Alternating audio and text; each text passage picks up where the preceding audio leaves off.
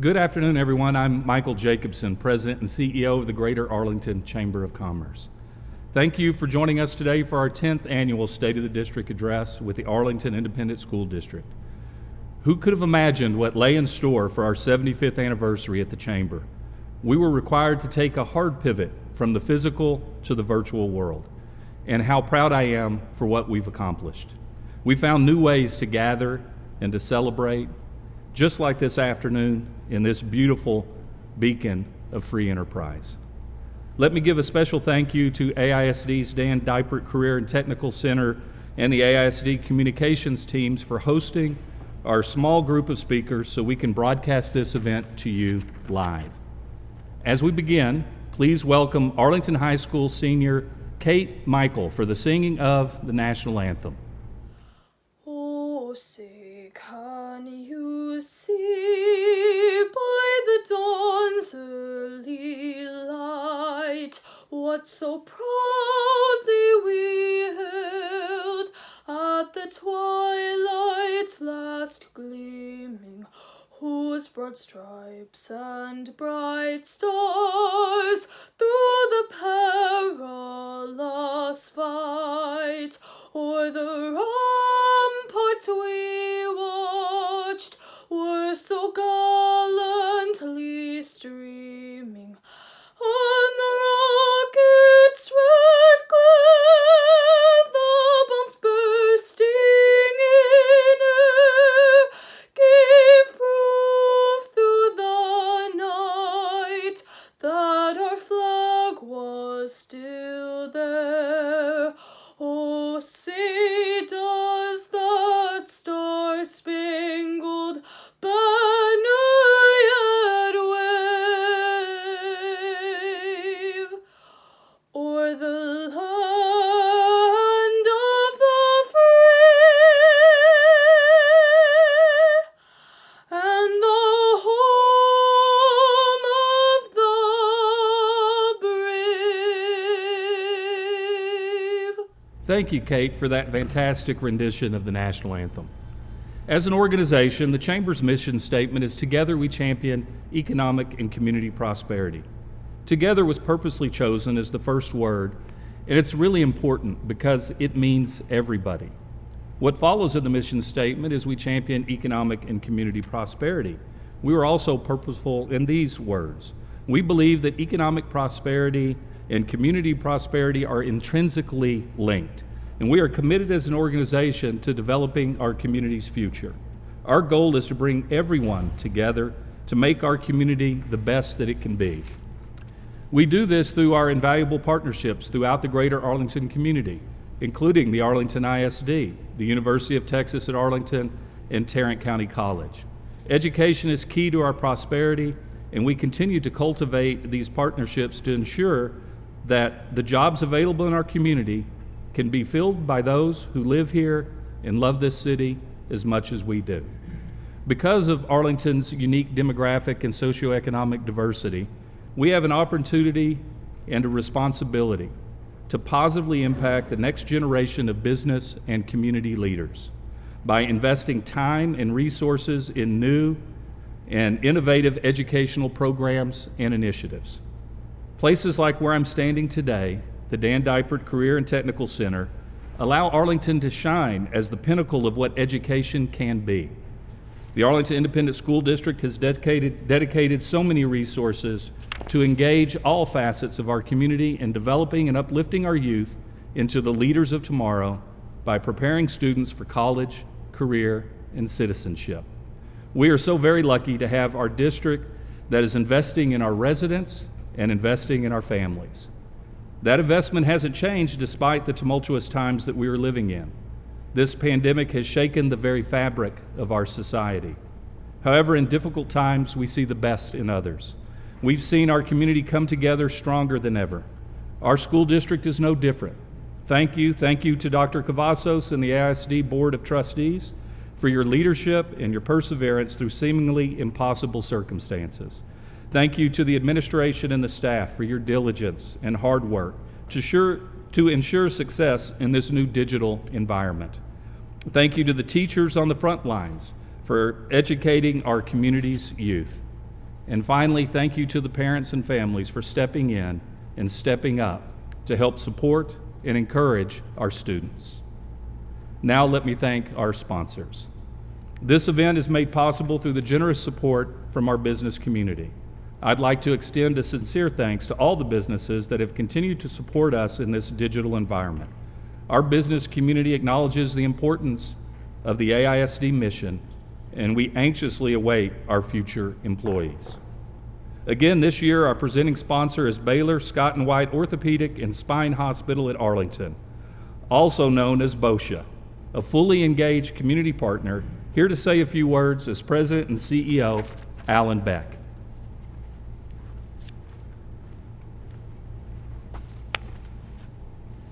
Thank you, Michael. We are excited to once again be sponsoring the annual State of the District Address. We know this is going to be very different than previous years. Things are very different right now. Things are very different in our hospital. I'm happy to report that we are still performing cases, relieving people of their pain, give them back their mobility and their way of life. But we faced a difficult time back in late March and April when the governor issued an executive order shutting down all non-emergent and non-urgent cases. This was devastating not only for us, but for healthcare facilities throughout the state.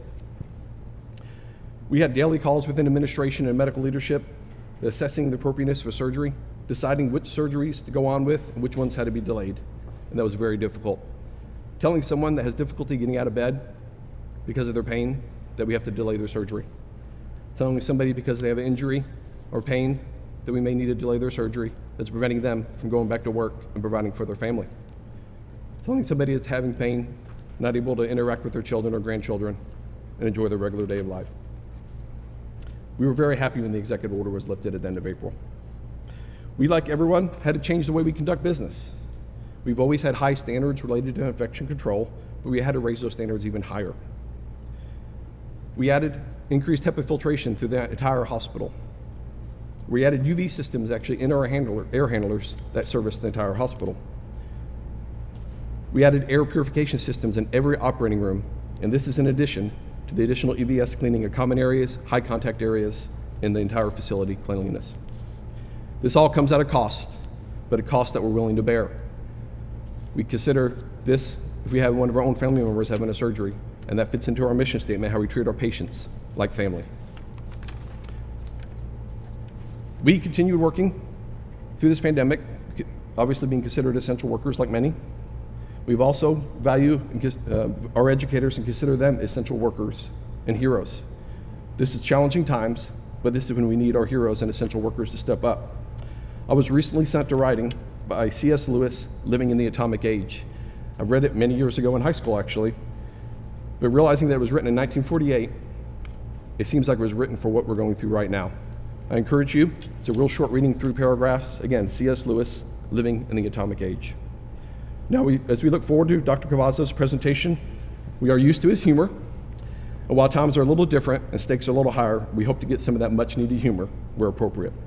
We're excited about sponsoring the event this year and being given the opportunity to talk a little bit about our facility, but that's not why we're here. We're here to hear about the state of the district. So let me pass it back to Michael. Let's get the presentation started. Thank you very much.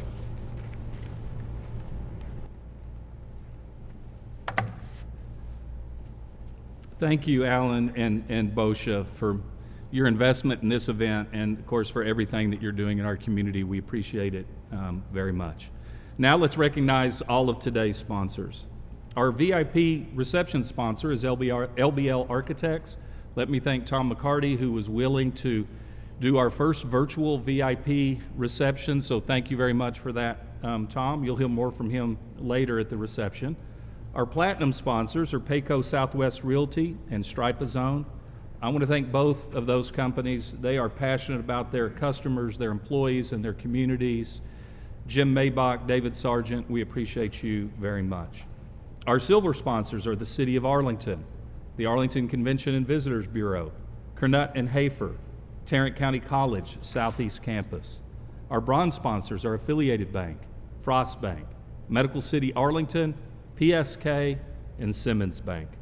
Our hosting venue is AISD's Dan Dipert Career and Tech Center.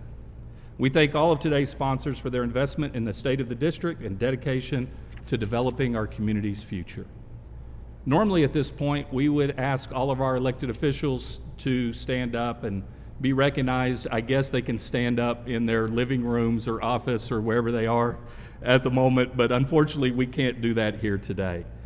So to all those elected officials watching, our Board of Trustees, our council members, Mayor of Arlington, Jeff Williams, our county elected officials and Judge Whitley, our state representatives, our state senators, our U.S. congressmen and U.S. senators, thank you for continuing to fight for educational excellence.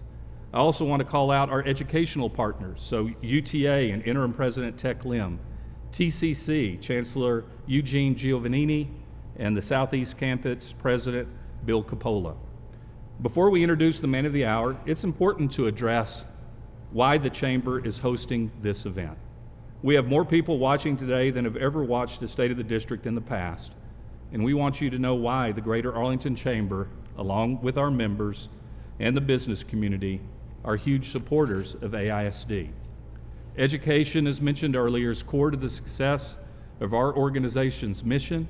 In fact, this year we were recognized as one of the top 12 chambers in the United States as a Chamber of the Year finalist. We were chosen for this distinctive honor in large part because of the two of our educational initiatives, both of which involve the Arlington Independent School District.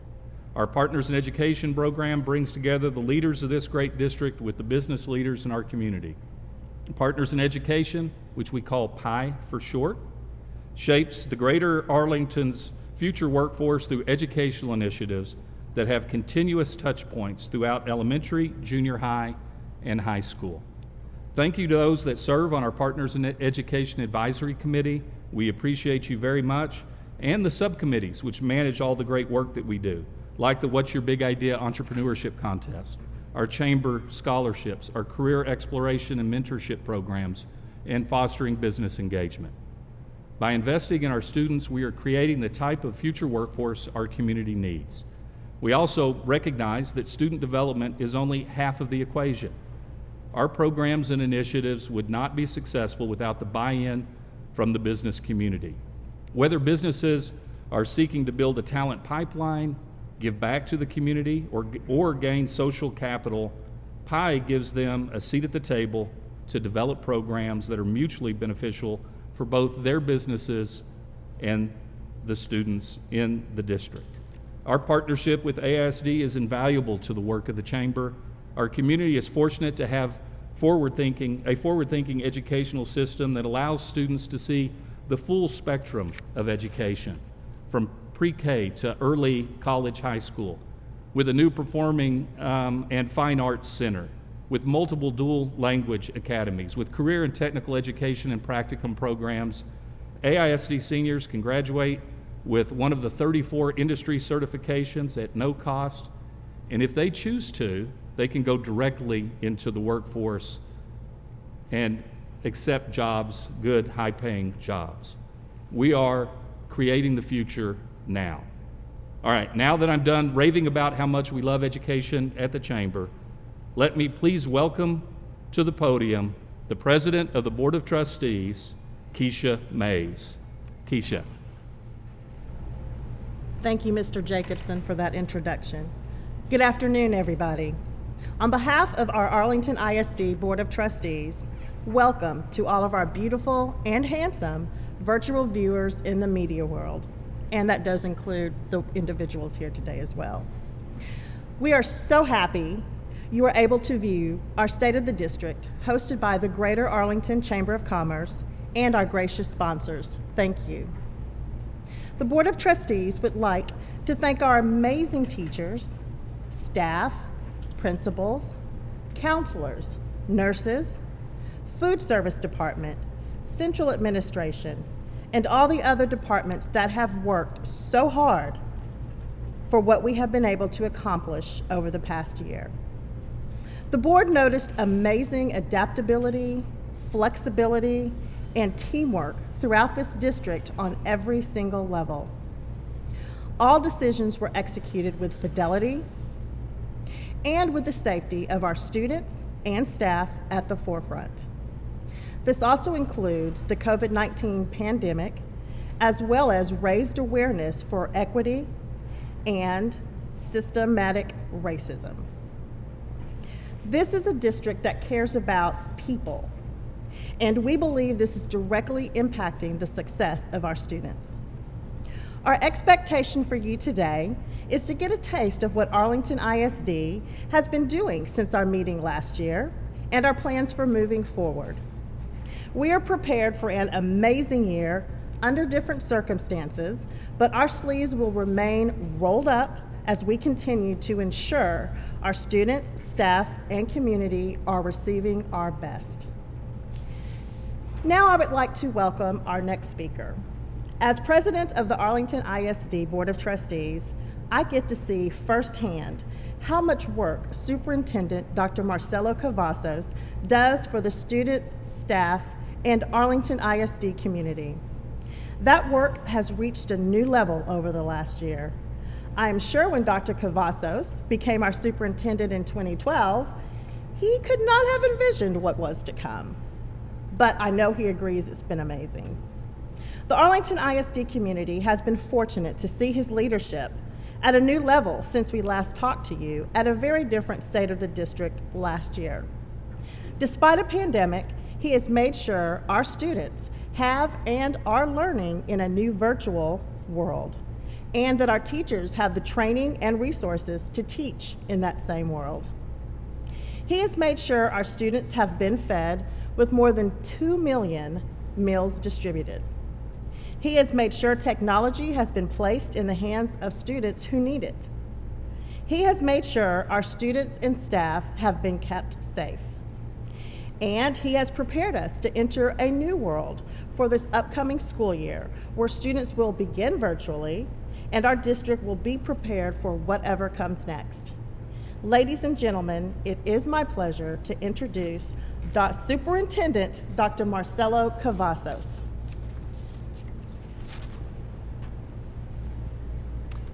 Thank you, President Mays, and thank you to the Greater Arlington Chamber of Commerce and all of our sponsors for making this State of the District address possible.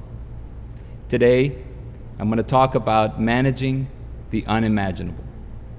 Throughout history, there have been many unimaginable events: wars, plagues, natural disasters, nuclear meltdowns, terroristic events, and today, a global pandemic that has claimed 710,000 lives, nearly 160,000 of those Americans.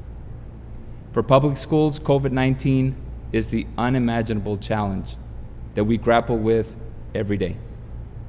Out of seemingly nowhere, the pandemic closed our school buildings 5 months ago.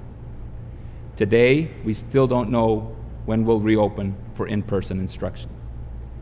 It's caused us to make unimaginable decisions with conflicting information for 60,000 students and nearly 10,000 employees and everyone that they come in contact with. The amount of work that lies ahead to help our students recover academically and emotionally is also unimaginable. To manage through the unimaginable, though, our team has remained committed to 3 tenets.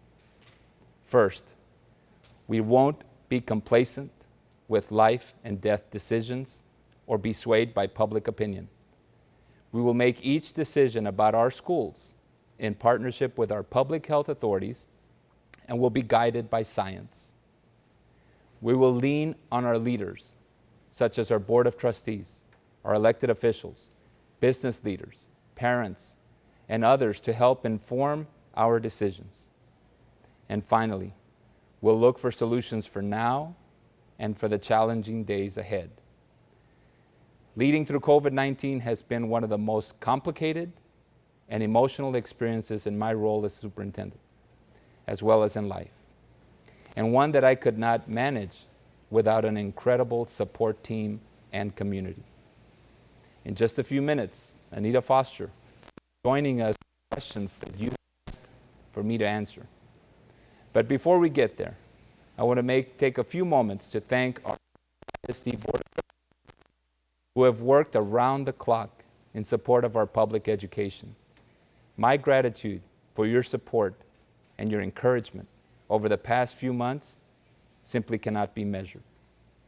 I want to thank all our staff members for unmatched dedication to our cause. Thank you to our custodians, our cafeteria crews, our maintenance teams, our teachers, to every Arlington ISD staff member. You have my grateful thanks. I thank our parents, students, and staff, often for their patience, kindness, and grace, and that will continue. I want to thank the business community and this great Chamber of Commerce. Without your support, many of our outstanding programs across the district would simply not be possible, including programs such as our dual credit with Tarrant County College and UT Arlington. The programs at the Career Tech Center benefit from partnerships with Lockheed Martin, the Arlington Police Department, the Arlington Fire Department, Baylor Scott & White Orthopedic and Spine Hospital, Flex and Gate, and a host of others. One business partner stepped up for the district in a big way this year, and I'd like to recognize them right now, and that's the Dallas Cowboys and the Gene and Jerry Jones Foundation. We've always been able to count on them for our annual back-to-school drive, for the art shows for our 5th and 8th graders, but this year, the Cowboys and the Gene and Jerry Jones Foundation donated the use of AT&T Stadium so our 2020 seniors could have a graduation that they'll simply never forget. We won't forget that either, which is why I'm pleased to honor the Dallas Cowboys and the Gene and Jerry Jones Foundation with our Business Partner of the Year award. Please welcome Charlotte Jones with a special video message. Good afternoon. I'm Charlotte Jones with the Dallas Cowboys, and I'm so happy to be joining you today. What an incredible honor it is to be recognized by our friends and partners in Arlington and to accept the Business Partner of the Year award. Our family and the Gene and Jerry Jones Family Arlington Youth Foundation have always had the utmost respect and admiration for the Arlington Independent School District. To be receiving this award, especially during a time of great adversity and challenge, is not only a privilege, but also a symbol of hope, something we can all use as inspiration as we work through this together. Developing an ongoing partnership with AISD through the years has been one of the most fulfilling and best decisions we've ever made. The extraordinary leadership of Dr. Marcelo Cavazos and his team has been such a rewarding and successful experience. Hands down, Dr. C just gets it. The amazing vision and collaboration and his can-do spirit he has for the youth in Arlington is second to none. From participation in the NFL draft events, the Cowboys art program, building a football field, and the annual back-to-school kickoff, and more recently, the unique and very special graduations of the class of 2020 at AT&T Stadium. It has all come to fruition because of our relationship with AISD and the vision of Dr. Cavazos. On behalf of Gene and Jerry and our entire family, I say thank you again for this very special award. We look forward to a continued winning partnership with AISD and our work together to inspire the youth of Arlington for many years to come. This fall, we'll be introducing our newest business partner, Medical City Arlington, who will assist our students in studying health sciences with an expertise and internships at a whole new level. We're also welcoming Trio Electric as a new partner for a brand new program where we'll begin training students to work towards becoming journeyman electricians.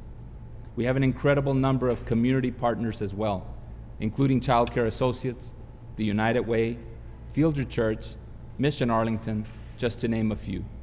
Our community partners are crucial in helping us close the gaps many of our kids will face when they come back to school related to hunger, safety, and emotional health. This year, we leaned heavily on one community partner, and that's Arlington Charities. This year presented many of our families with unprecedented needs when it came to the very basics like food, clothing, and hygiene items. While we were able to help with lunches throughout the entire summer, our families needed more. We are so fortunate to have that support from the Arlington Charities. From the onset of the pandemic, they have been shoulder to shoulder with our families, manning large drive-through food pantries and helping around 1,000 families every week with food to supplement what we provide in our meal distribution sites.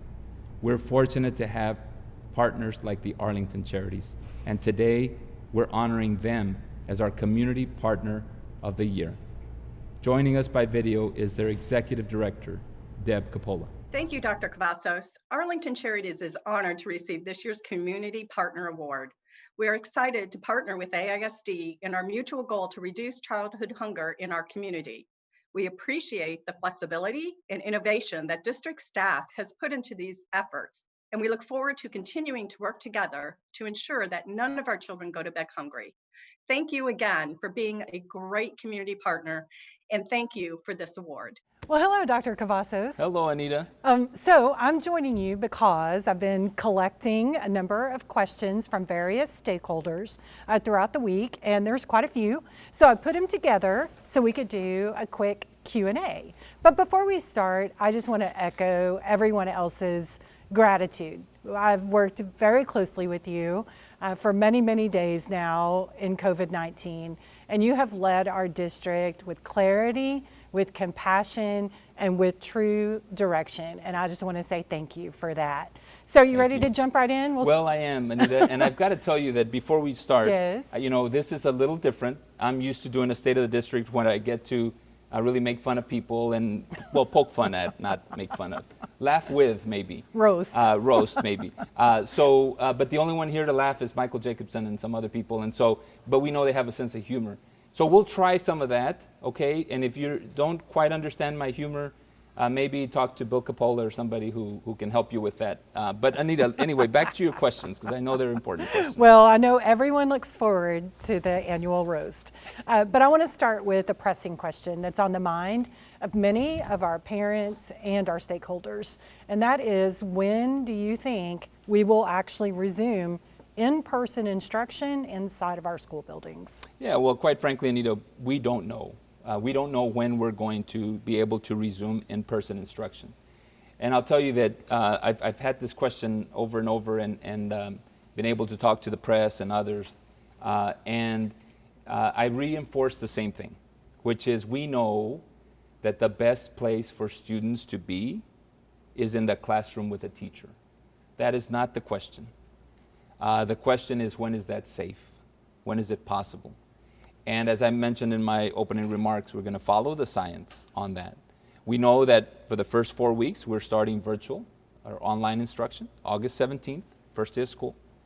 The Texas Education Agency allows for other waiver opportunities as well that we're going to be researching and also vetting out as we proceed to those first 4 weeks.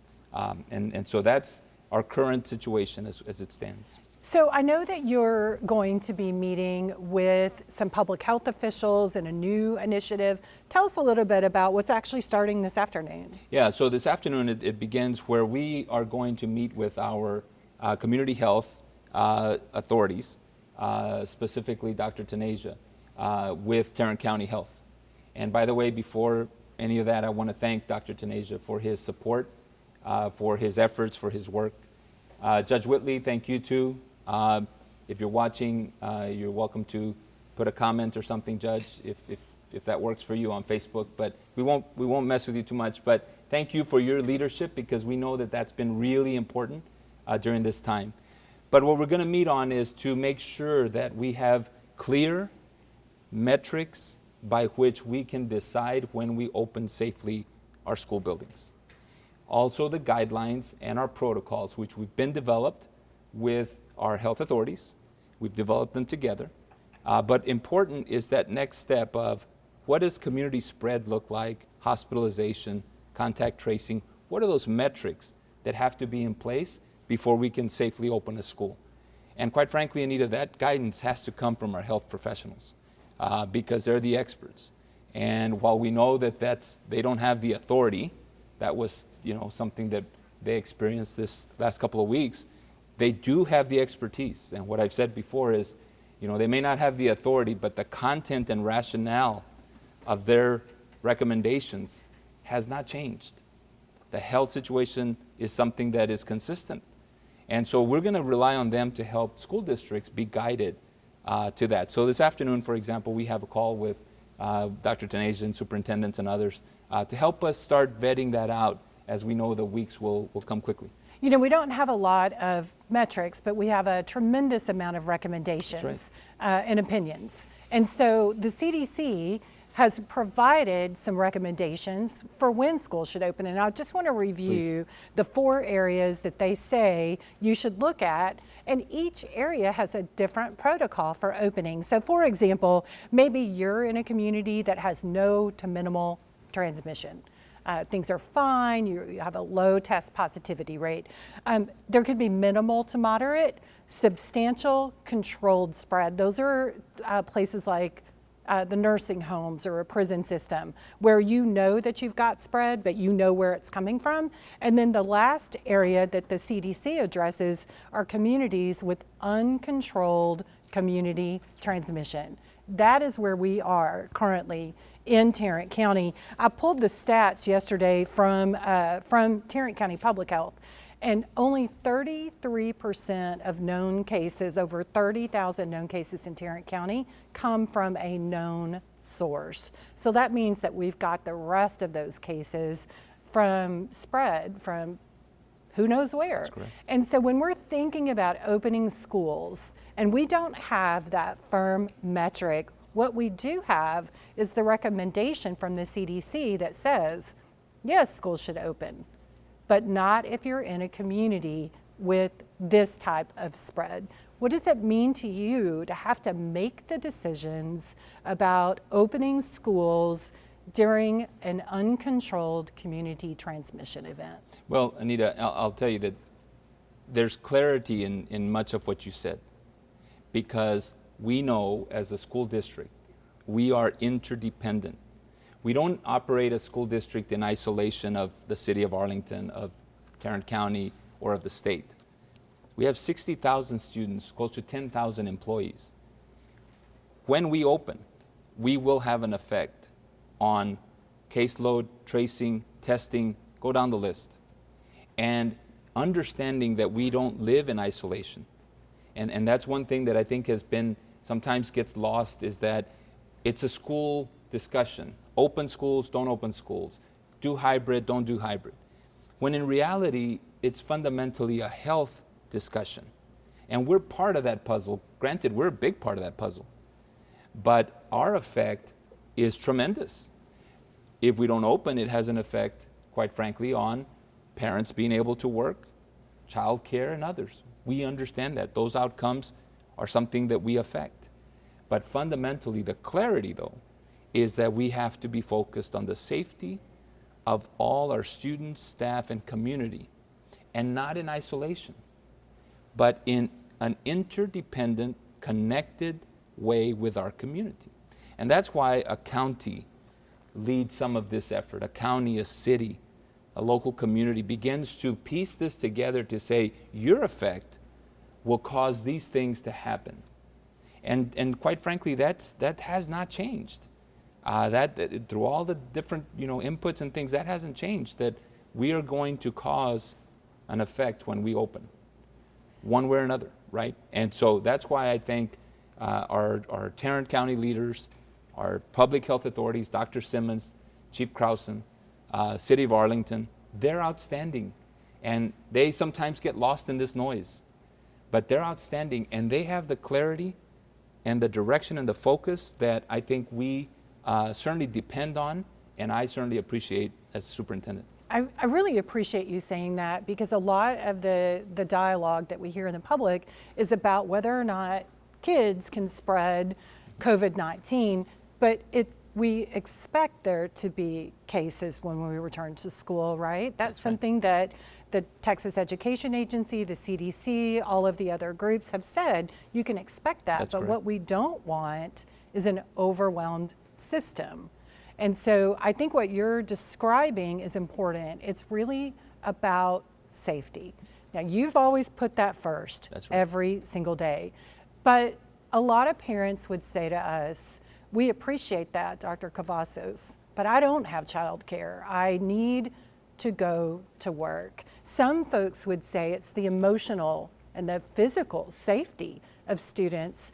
It's the opportunities for kids to be in school, to get food to eat every day. I think the pandemic has really pulled back the curtain on a number of social issues that schools are primarily responsible for solving. What do you say to a parent who says, for the other issues alone, you need to open the doors? Yeah. So Anita, you bring up a great point. And sincerely, I understand the issues around not opening school, but I also understand the issues around opening school prematurely and what that can cause. If anything, this pandemic has really laid the foundation. We wish it wasn't done this way necessarily, but it's laid a foundation for our country of what our work is. When we went to at-home learning, the huge digital divide. When you serve over 1 million meals, it's not because families were, hey, there's a meal, let's go today and let's take advantage of that because of what's on the menu. It was because there's a tremendous need for food and the essentials. And when you start looking at those things, the digital divide, poverty, healthcare and access to healthcare, access to childcare, quality childcare, access to employment and security of your mortgage and of your rent. That's the work of our country, quite frankly. It starts with our community. And I'm thankful that we have great community partners. But it has uncovered, and maybe to many, like in our school systems, many of our teachers, principals, all of us, it wasn't covered. We deal with these social issues every single day. Perhaps they've been exposed at a different level. And so if there is a silver lining sometimes in some of this, is that it really lays down exactly what our work is and what we need to do in this country to make sure that when we have another crisis that is of this kind of magnitude, that people are able to live and live well and stay healthy. And so from the school's perspective, it's that interconnection that really drives what we do, and it's our mission. We want to serve students in the classroom. If there's ever been any discussion or debate about whether students should be in the classroom or can they learn from a computer, debate's over. We've tried this big experiment of everybody stay home nationally, and we know what's that's caused. There's a reason students are successful here at the Career Tech Center, for example, just as an example, because they get daily instruction from experts and people that can care for them and support them and intervene and provide social emotional learning and help them basically navigate through life, right? And so that's the work of our future and our country. And much of it begins with education. And so I look forward to the day that we can open our schools. But I'll tell you, it's to some extent rather clear and has been clear since March. Wear a mask, social distance, and wash your hands. And what I've debated with our state authorities sometimes is that if we don't have the options to control some of those, the protocols will break down. So just one concept around that. De-densification. Bill Capola, that's less people in the building. Judge Whitley or whoever's watching, I'll make it simple. That's just fewer people in the building. It's a big word and you don't have time to go to Google. But de-densification, which means that if we can have the fewer people in our buildings, then we can implement our protocols with fidelity. We can make sure everybody's wearing a mask, they social distance, our lunch arrangements and things like that. So that's what we're advocating for as a school district, is say, let us control the numbers and let us open safely. So are you saying that right now, a school district like Arlington ISD cannot make that decision ourselves? That's correct. So we have advocated since May for this ability to control the numbers. And what that simply means is to have a schedule that says freshmen can come on Monday, sophomores on Tuesday, or some variation to that, so that we can control the numbers. We can do that in high school. That was a recent change after much advocacy from school leaders. Recent change from TEA that says, okay, you can do that for high school. But you cannot do that for junior high and elementary. So said another way, when we open our doors, it has to be to anybody who wants to come to school for junior high and elementary. And that's just simply not manageable to implement our protocols with fidelity. So that's our next advocacy, is to let us control our schedule. So that's a basic fundamental. When people ask me, are teachers comfortable coming back when we open our doors? Do you know how comfortable are teachers? Without question, everybody in the system, but let's just talk about teachers. If we can implement our protocols, if we can minimize the number of people in the building, they feel increasingly more comfortable coming back to work and coming to face-to-face instruction. When that begins to break down, people begin to feel less comfortable. And that's why we advocate for that. And I'd like you That was a long answer to your question. No, Anita. it's a great answer. And I want to take it just one level deeper, because a lot of parents would also say, but 50% of people say they want to just do remote education, virtual instruction. Well, that's only 50%. Why can't you just open up the buildings if you know only 50% want to come? You've been reading my email, Anita? I get that. I get that very often, that question. So here's the simple way I think of discerning some of that. It's not 50% at every building that people are making that request or choice. In some of our campuses, 70 or 80% say they want to come back. In other buildings, 20 or 30% say they want to come back face to face. And so when you have situations like that, where a building could be occupied by 70% of the students, then the protocols break down. So what does that mean, protocols break down? The very basic one, keep your distance in the classroom. Well, if you have 20 kids or 25 in a high school or a junior high, you can't keep your distance. And that's no fault of education. It's not like, oh, these schools, well, why do they have small classrooms? That can be for a different day, that discussion. The point is, this is the way schools are designed across this country. And so in order to have that distance in the classroom, mandate the masks, do the temperature checks, we have to have fidelity to our protocols, which means you can't have that many people in the building. You have to be able to reduce the numbers. It's not ideal to say that first graders, second graders can come Mondays and Tuesdays, and third graders Wednesdays, and maybe if you're a sixth grader, you can come once a week, or once every other week, and things like that. But we're not afforded that opportunity to work on those kinds of schedules. We could figure that out to make it the best situation. Fundamentally, and I know we're going to move on to other questions, but I get a lot of these questions. Fundamentally, we want to open our buildings and sustain the opening. And that's a key. We don't want to open and close, open and close, open and close. We want to sustain that. And from our perspective, if we can manage the numbers, wear a mask, keep your distance, and wash your hands, then we can sustain an opening much better than if we add a lot of people into a building. And I know that you and other superintendents are continuing to advocate with the Texas Education Agency that districts be able to devise the reopening plan that works for the size and scope of the district, because we're all different. If you've seen one school district, you've seen one school district. We're not the same. That's right. And so that advocacy is very much appreciated, and I also appreciate you explaining that.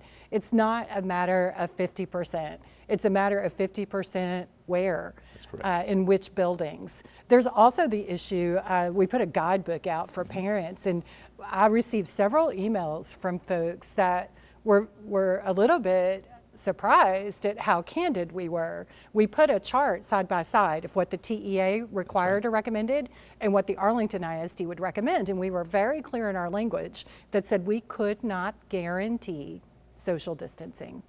And that really struck people that said, wait a minute, I think there was an assumption that that would be a guaranteed safety measure, but it's not. And we want that to be. That's correct. So thank you for your advocacy on that. A little bit ago, you mentioned the digital divide. Yep. And I want to come back to that, because if there has ever been a spotlight shined on a particular area of such disproportionate equity in our community, it has been the digital divide. Talk a little bit about the distribution of digital devices in the spring and what the plan will be for this fall. So Anita, this spring, we distributed devices to our students that needed devices. Over 22,000 devices were distributed. 22,000 devices distributed. And once again, and this, I keep bringing the same point because it really is something that we, I think, are going to have to deal with as a system, as a country, et cetera. It's not a choice device and I want that because what I have at home, et cetera. It's I don't have a device at home or I don't have connection at home. We did hotspots, devices. We're starting the process now to request for the fall. We let students keep those devices over the summer unless they were transitioning, like graduating seniors or moving from elementary to junior high. And they're going to come pick up those devices again. The people in need, the students in need. And people, you know, and there's a lot of noise around this. Well, companies are offering low cost, high-speed internet for the home. And that's true. But what this has also exposed, and I think for us it hasn't exposed, but I think for a lot of different entities it does, there's families that would love to take advantage of that. But they don't have an established credit. They haven't lived there long enough. Even the low-cost Wi-Fi and connection is unattainable because of current structures and systems for some of our families. So the district is looking at how can we pay those $9 a month for that family to be connected at their home. Going to those extents. And quite frankly, this is a community effort and eventually a statewide and national effort that really has to be honed into. Because if you think about it, the success that we've had as a district, and we have work to do, but the success we've had as a district, workforce readiness, college readiness, graduation, in many ways for families, it's despite these challenges. They've been pushing uphill on a lot of these things. And now it's just something that has become widely apparent to people. And so we're going to do our part. That's our commitment, that's my commitment, to make sure every student has a device who needs one and connection if they need one, and to make sure that they have access to quality learning as we close or as we're closed.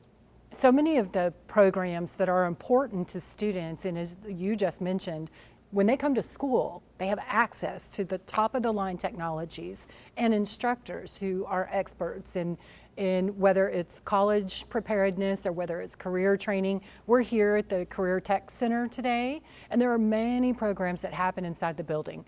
Welding, firefighting, law enforcement training, things of that nature that occur here that can't really occur in the virtual space. How is that going to work as we move into the fall semester? Yeah, so I'll tie in a few of my other thoughts with the last comment, and I'll answer that question.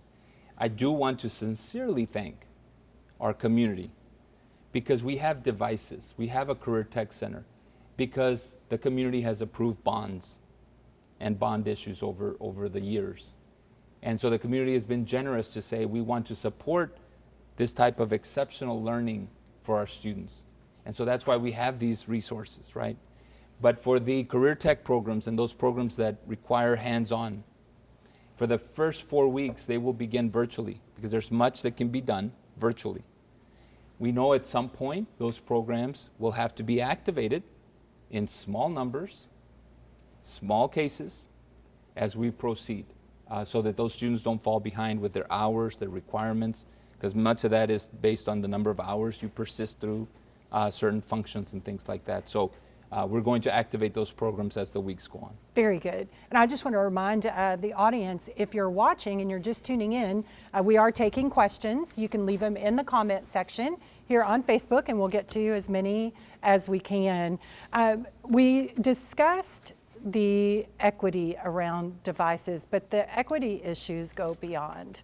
We have been really committed to examining the social and racial injustices that have not only gone on around the nation, but what's going on in our own district. Tell us a little bit about this new initiative and how the school district is going to work hard in that examination. Yeah, so quite frankly, the recent events that have really again exposed, and for many people, they live with this all the time, right? And so it's exposed it for all of us. And these racial disparities, these systems and structures that need serious examination. And I want to thank the leadership of our school board, because over the years, we have been persistent in making sure students have opportunities to be successful. We've eliminated the fees for different programs. We have provided transportation like none other to the Career Tech Center all over town. Any special program in Arlington, you have transportation if you need it. Access to quality, high-level instruction. And our board has been very forward-thinking through the years. Much of our bond was designed around equity and making sure students had what they needed to be successful. That it wasn't going to be because the student needed something from our school system that was going to be a barrier.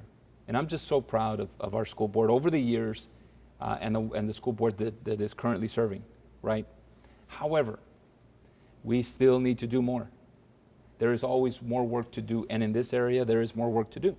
And so our board, through the leadership of administration and our board, our team, passed a resolution that said that we as a school district, Arlington ISD, will examine, and the words are important, and we'll kind of piece them out here in a minute, examine racial and other structural inequities in our system, in our culture, our instruction, our curriculum, and our systems. And so an examination is sometimes painful, right?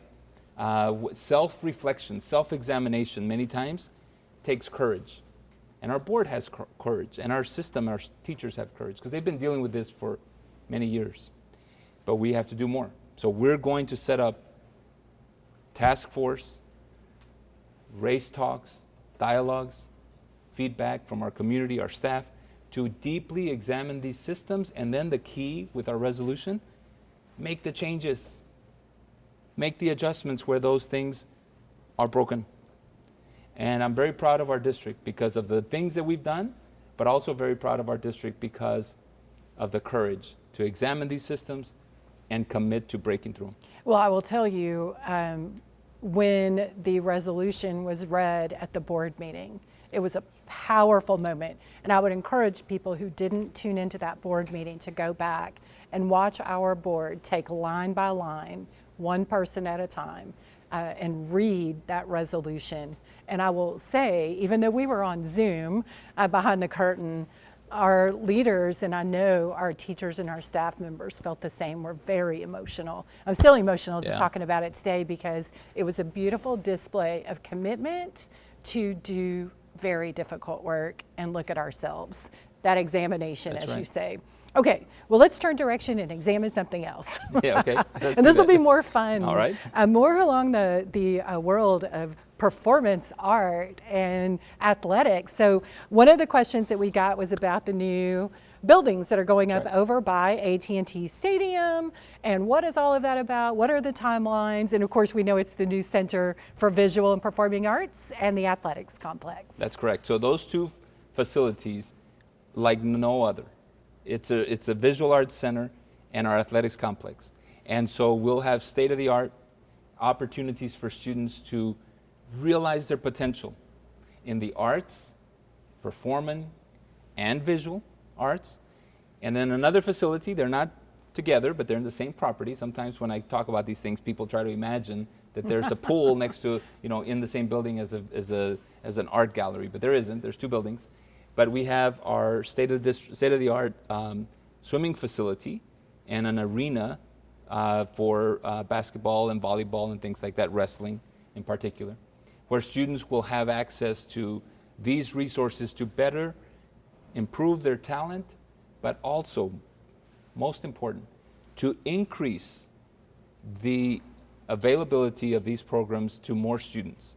So if you can imagine, with our swim program, we will begin that at elementary and have water safety for all our elementary students.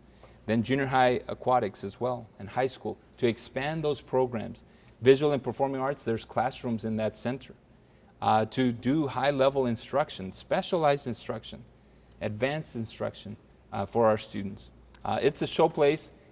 When we can, in person, we will certainly be dedicating those facilities as well. Now, that's part of the 2014 bond. That's the final project, right, of 2014? That's correct, yeah. And then there was a lot of questions about 2019. The bond that passed in November, so we have been executing on that bond for a little bit now, but we've been shut down. Does the bond, what project, what happens with all of those things that are in motion when we're not actually physically? Yeah, so the 2019 bond is on track. We have the facilities that we're improving now. If you pass by Gunn Junior High, you may not recognize all that's going on there because it's a massive undertaking there. Renovations at Crow Elementary. We've had design work for our elementary playgrounds. It's already completed. We have plans for new buildings that are coming. The consolidated schools, the new Thornton, the new Webb, the new Berry.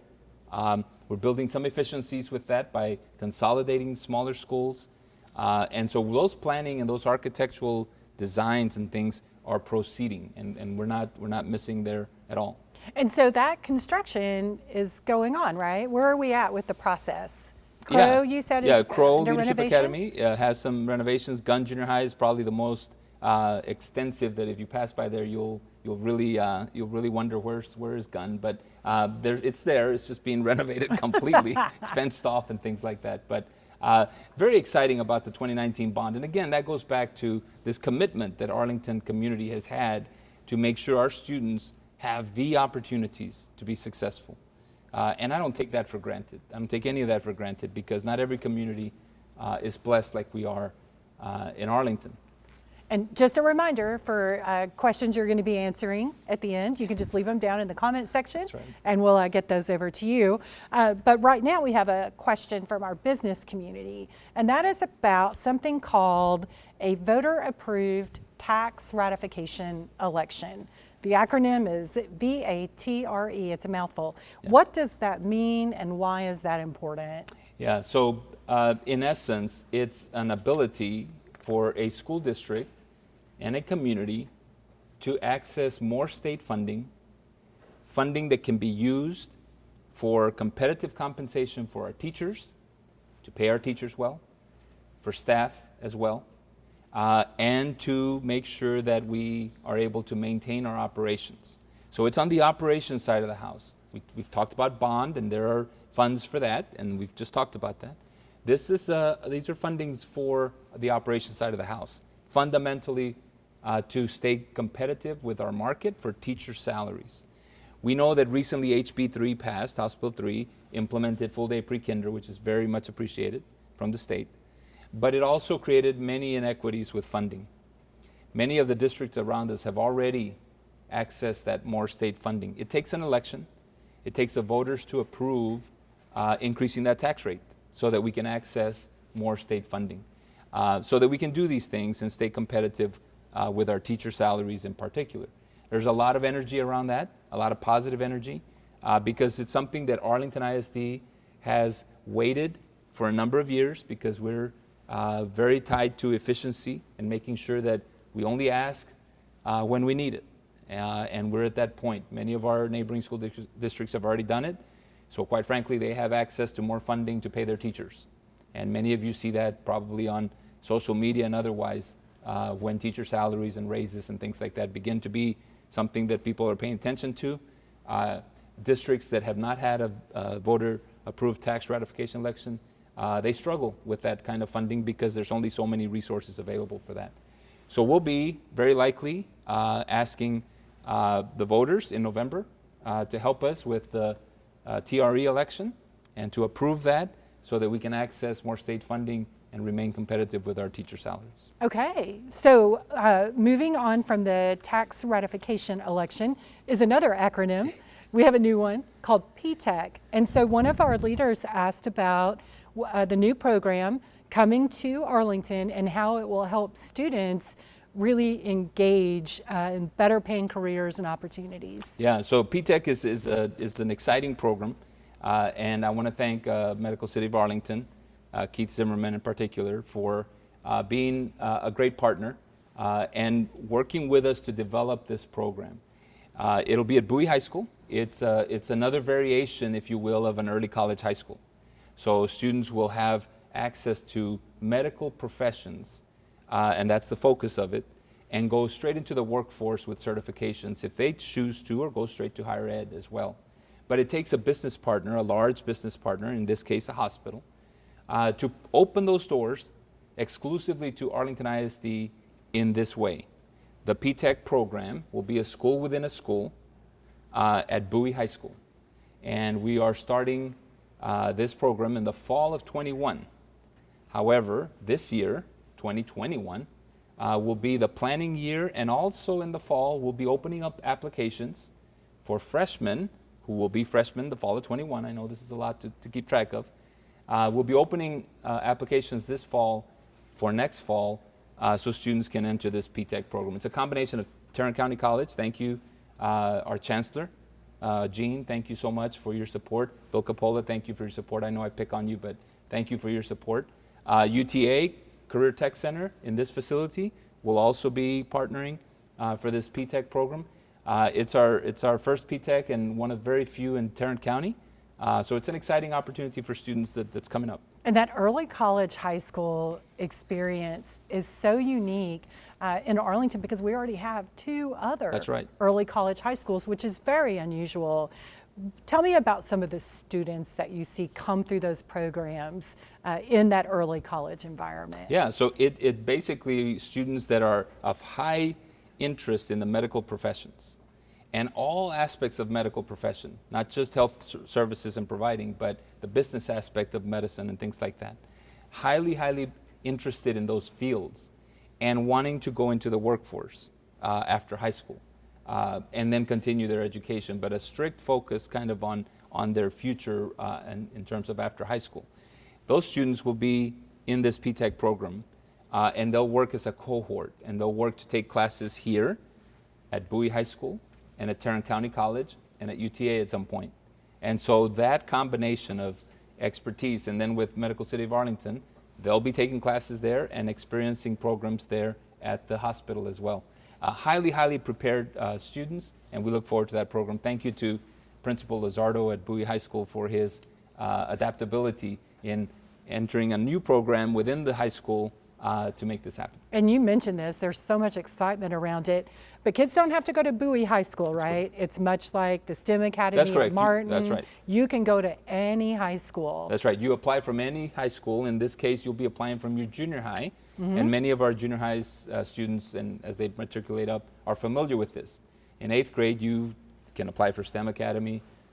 Any one of the two early college high schools will be adding this P-TECH program.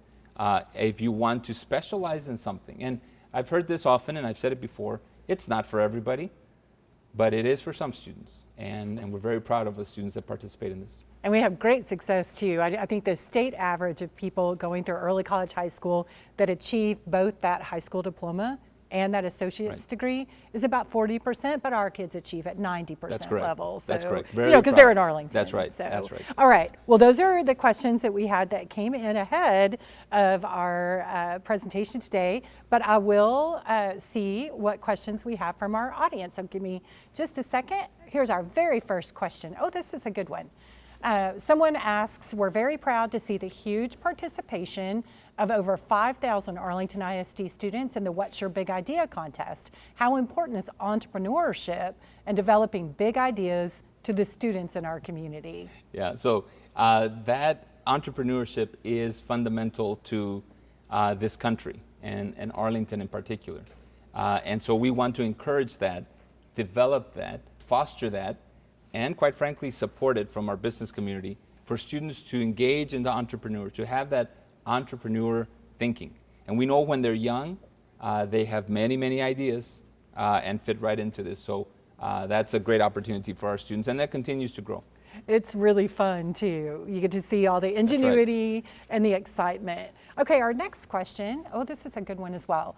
Attracting and retaining talent is critical for economic growth.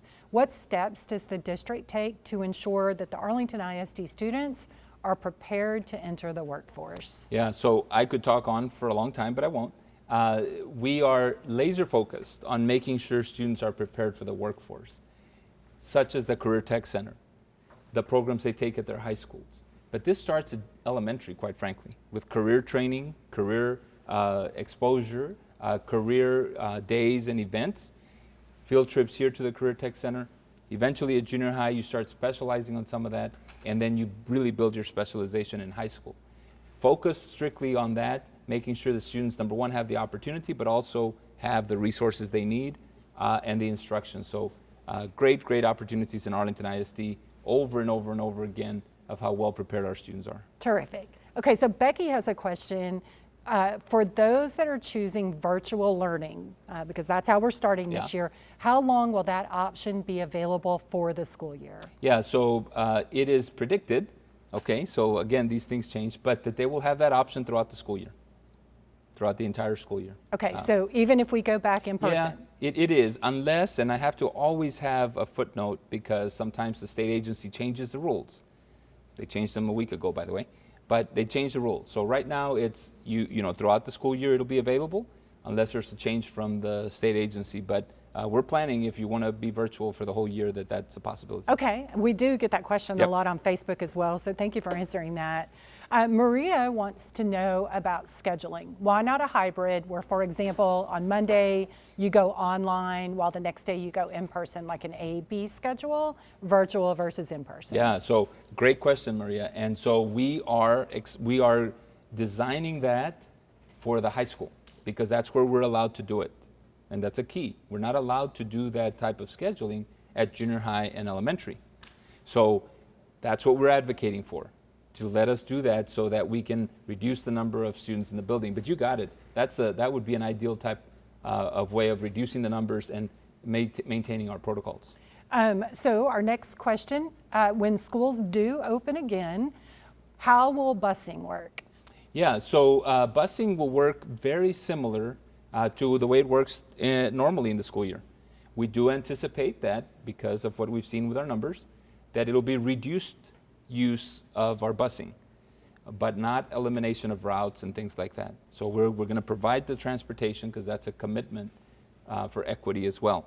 But it'll be probably fewer students on the bus just by design, because there are a lot of students that will choose to stay home.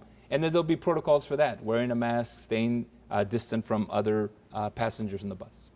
Okay, so our next question, what is being done for special education students while schools are closed? It's a great question. So we are providing special education services in this virtual environment, okay? And so some of those programs, and they're all listed on our website, but some of those specialized programs that need the face-to-face, that their IEP really doesn't work virtually, okay, because they have an individualized plan, then we're bringing those very specific special ed programs to face-to-face beginning August 17th. Now, just like everything else, parents may choose not to participate in face-to-face for special education. That's their choice. But we're going to be serving our students in that aspect beginning August 17th. Not all special ed programs, just to be clear. Only the ones where the IEP really needs to be done face-to-face. Okay. We know special education implementation is challenging on an online environment, but it's even more challenging for certain programs, and those are the ones we're serving. Okay, very good. Our next question is about quality learning. What does it look like online? And I know we get this question a lot, and it's okay. We're not bothered to say the spring was a crisis. Yep. We literally built the plane while we were flying it and hoping we had landing gear. That's right. With the rollout of the at-home learning hub. But we've put a lot of thought. Our academic services team has been outstanding. What will be different in the fall as opposed to what parents and students might have experienced in the spring? Great question. And as you said, Anita, the spring was crisis. The fall is rigorous learning. And so we will have grades, daily attendance, time that the teacher will connect with the class, with small groups, with interventions. We'll have tutorials for students. We'll have opportunities for them to do their GT learning. Dual language if they're in dual language. So we will be providing those very specific supports for our students. We're expecting a high level of teacher delivery of instruction and a high level of student consumption of that instruction and of online engagement. So those two things are working hand in hand. Say it a different way, because I've said it in many different ways. It is not what we did in the spring. Okay, the spring was crisis. This is at a much higher level of rigor with accountability, grades, GPA, and all that goes with it. I'm going to ask this question for a bunch of parents who are probably typing it right now as we speak.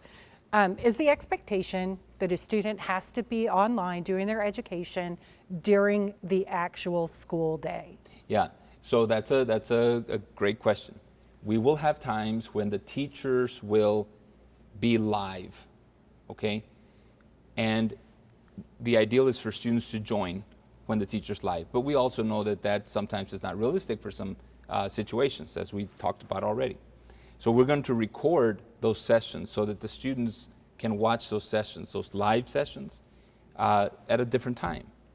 But also understanding that we are not expecting students to sit in front of a computer for 4 or 5 hours at a time. Now, it is school, so there will be activities and work to be done for a good period of the day. And that's what this is different than the spring.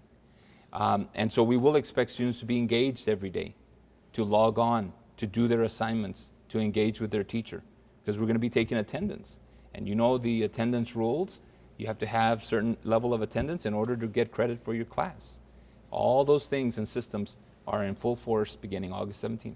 And students can count themselves present up That's right. until 11:59 That's p.m., right? That's correct. So I think that's important too. And I get that for working parents who need to work with their kids at night or on the weekends, and they need to make sure that student is counted present for attendance. correct. That can happen. It doesn't have to happen at the bell ring, if That's you will, correct. right? Yep. Okay, very good. We don't have a lot of time left, but I want to do a few more. Oh, I love this question. What is the status of full day pre-K? So full day pre-K is one of those things that we have waited for as a district for a long time.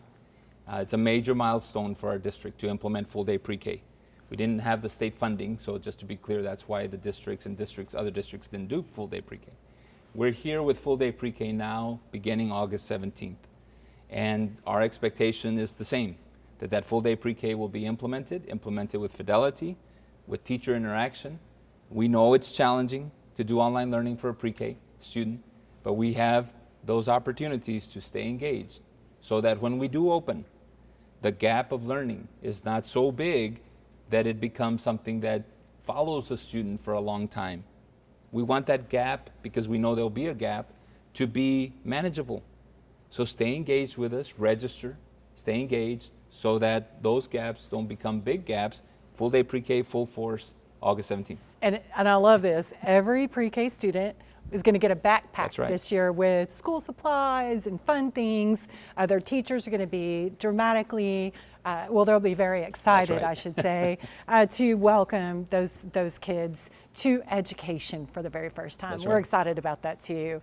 Let's see, breakfasts and lunches were a big deal in the spring and the summer. What's it going to look like this fall? Will kids still be able to go to the campuses to get lunches while schools are closed? Absolutely, absolutely. Students will be able to go to their 30 different locations. You can correct me if I don't have the 30 You right. have but 30 okay. correct. So 30 different locations where families can pick up lunch. It is different than the spring. It is for students who are registered and who have their identification in terms of their school ID, if you will. It will be also, if you pay for your lunch in normal times, then you'll pay for this lunch. Or if you have a reduced lunch, you'll pay a reduced rate. If it's free, you'll come pick up your free lunch. But it is dealing with the operations to make sure that we sustain our community in this very basic need that we know is a big need in Arlington. And I want people to know on week 1, we're going to do meals on Monday and Thursday. That's correct. But after that, we go every week to a Tuesday, Thursday schedule. And that'll be a little bit different as And well. explain the reason for Monday, right? So that we can start the first day of school. So yes, Okay. we're starting school on the 17th That's of right. August. And so we want to make sure you That's can right. eat on that day. But again, you'll pick up food for various days That's correct. when you stop by. Let's do one more question.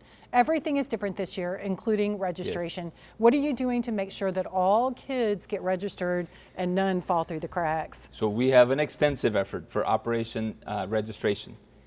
Many staff members are working to connect with every single student So the good news is we know every student who was with us last year, and we're making contact with every single one of them. We encourage you to register. If you're a family that hasn't registered, register for this school year. If you haven't registered, we're going to contact you to ask you to register. And then we're going to be able to register you as a staff as well. If for some reason you can't do the registration process, we're going to help you through that. We need everyone to be registered so that we can fully account for everyone, but also so that we can serve every single one of our students. Wonderful. If you don't call us, we will That's call right, you. we'll find you. Well, this has been absolutely Yeah. terrific. Dr. Cavazos, I'm sure there are other questions, but we'll get those answered in the comment section. But thank you for Thank you. answering these and the many more that will follow. Absolutely. Well, thank you, Anita, and thank you to the Arlington Chamber for this event. It's a different one. We hadn't done it this way, but I certainly appreciate all the feedback and support of our community and our families and our teachers and staff. Terrific. Thank you, Dr. Cavazos. All right, thank you very much, Dr. Cavazos. We appreciate you and Kecia Mays and the board for everything you do for our community, for our students, for our families. The Chamber is so proud of the work we do in the education space. There is nothing, I believe, that's more critical than ensuring that our students are ready to, they're ready for the workforce, they're ready for a future, and we have that bright future waiting for them.